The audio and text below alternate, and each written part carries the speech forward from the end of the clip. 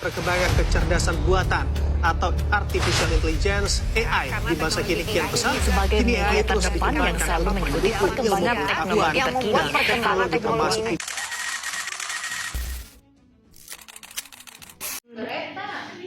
Tanpa disadari, kita telah menjalin hubungan khusus dengan kecerdasan buatan yang tak kasat mata.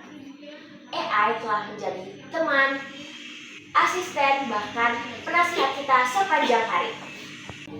Namun, apakah kalian pernah mempertimbangkan apakah prinsip-prinsip utama yang membentuk jati diri bangsa yaitu Pancasila ikut tergeser dalam konteks khusus ini?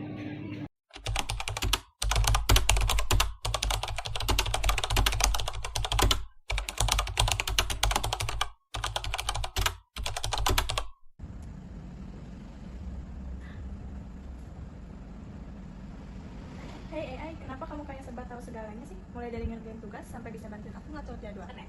Bisa bantu karena saya dirancang untuk memahami bahasa, mengenali pola, dan menghasilkan teks yang relevan yang memungkinkan saya membantu dalam tugas, penjadwalan, dan banyak hal lainnya.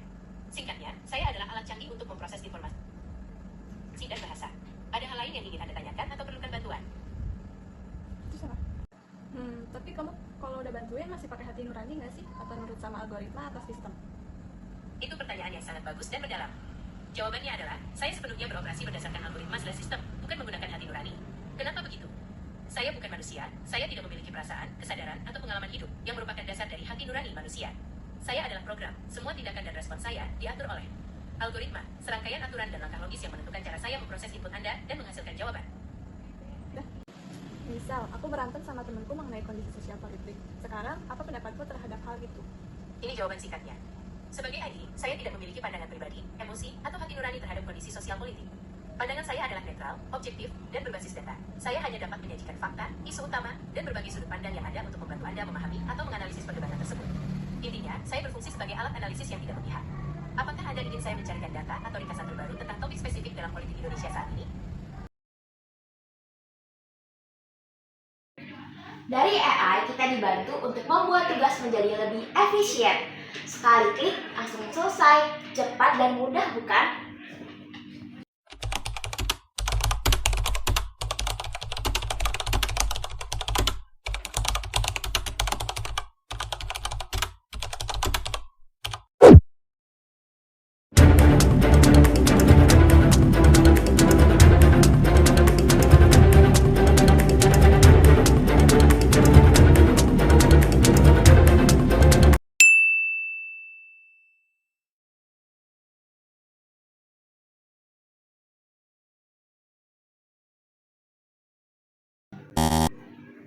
Dari perilaku ini dapat menjadi dampak buruk bagi Pancasila, yaitu sila ke-1 dan sila ke-5, di mana kita diajarkan untuk melakukan keadilan, tanggung jawab, dan kejujuran.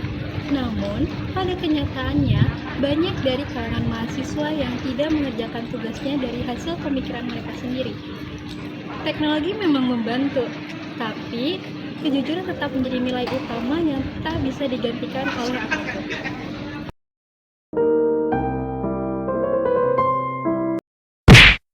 Kalau dari perilaku ini dapat menjadi dampak buruk bagi Pancasila, yaitu sila ketiga, karena dalam sila ketiga mengajarkan persatuan Indonesia. Persatuan bukan hanya tentang harus sama, tapi bagaimana kita yang berbeda pendapat tetap bisa saling menghormati.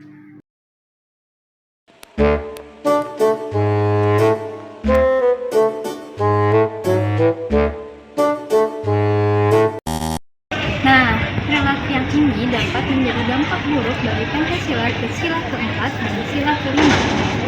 Ketika realitas dapat dipalsukan, di mana letak kejujurannya dan di mana tempat musyawarah jika dasarnya kebenaran sudah hilang?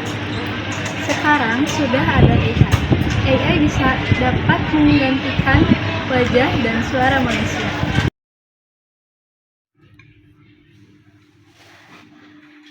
ChatGPT, aku mau curhat nih. Aku lagi bingung, lebih milih kuliah atau bantu perekonomian keluarga ya? Baiknya gimana? Aku butuh solusi nih. Aku paham banget kebingungannya. Mungkin bisa mulai dengan ngobrol sama keluarga, lihat kemungkinan beasiswa atau kerja sambil kuliah. Yang penting, cari keseimbangan yang mendukung tujuan jangka panjang dan kebutuhan saat ini.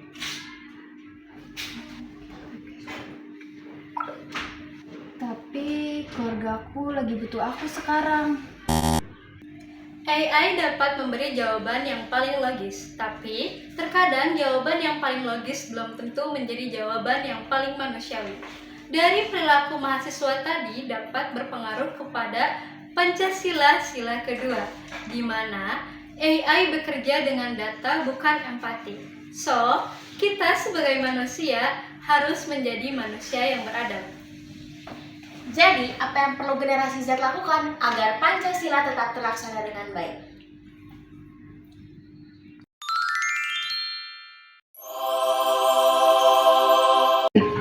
Generasi Z harus memiliki kemampuan untuk menggunakan teknologi secara jujur dan bertanggung jawab.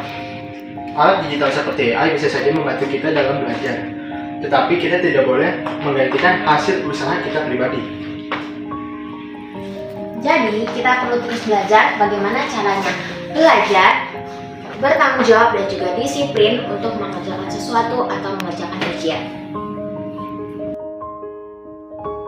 Mulailah dengan menghargai perbedaan pendapat, tidak mudah terbawa emosi, dan menghindari perdebatan negatif di internet, serta membangun kerjasama antar sesama manusia.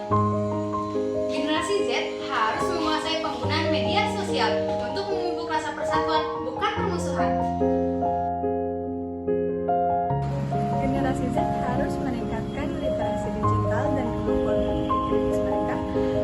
Periksa kebenaran informasi sebelum menyebarkan, gunakan teknologi untuk menyatakan solidaritas, kebenaran, dan keadilan.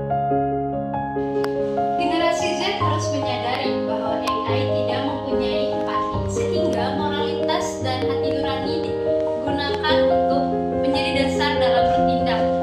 Gunakan AI untuk berpikir logis, tetapi sertakan juga hati nurani dan kepedulian sosial. Guys, ini gimana ya? Coba ya. Ini tugas kita gimana, guys? Tugas kita.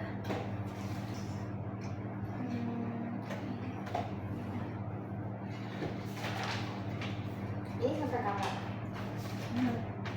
Udah kayaknya bisa dikit. Generasi Z memainkan peran penting dalam mempertahankan nilai-nilai kemanusiaan di era kecerdasan buatan yang semakin berkembang. Pancasila lebih dari sekedar dasar negara. Pancasila adalah pedoman moral yang mendorong kita setiap hari agar kemajuan teknologi tidak mengubah identitas kita sebagai bangsa. Dalam Pancasila, kita diajak untuk menggunakan teknologi dengan bijak, menghargai satu sama lain, dan menghasilkan kemajuan yang berkeadilan. Karena kecerdasan buatan pada akhirnya hanyalah alat. Manusialah yang memutuskan bagaimana dan apa artinya. Generasi Z, mari kita gunakan Pancasila sebagai kompas moral untuk setiap inovasi dan tindakan digital kita. Demi Indonesia yang beretika, berkeadilan, dan berperi kemanusiaan.